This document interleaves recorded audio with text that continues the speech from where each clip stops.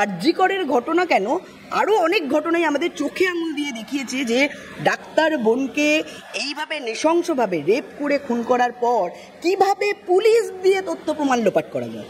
কারণ উনি পুলিশ মন্ত্রী, মুখ্যমন্ত্রী, স্বাস্থ্যমন্ত্রী।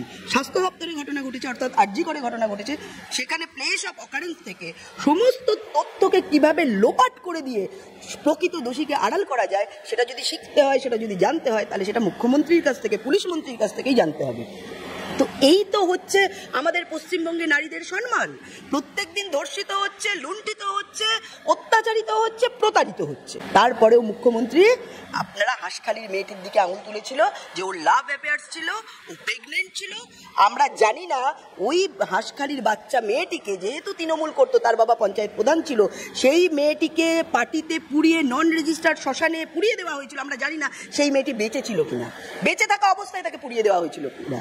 কিন্তু মুখ্যমন্ত্রী যে রেপ করেছে তার দিকে আঙুল তোলেননি, আঙুল তুলেছিলেন যে রেপ হয়েছে, যে মারা গেছে, যাকে পুড়িয়ে ফেলা হয়েছে, যে পরিবার অত্যাচারিত হয়েছে তার উপরে। তাহলে আপনারা একবার ভেবে দেখুন এই পশ্চিমবঙ্গের নারীরা মহিলাদের কিরকম ভাবে রেখেছেন এই মুখ্যমন্ত্রী আর এই দাওয়াতে ইসলাম দেওয়া এই ফিরহাদ হাকিম, যিনি বড় বড় কথা ওড়াচ্ছে। বাংলা হান্টের আরো খবর দেখতে নজর রাখুন। বাংলা খবর মানেই বাংলা হান্ট।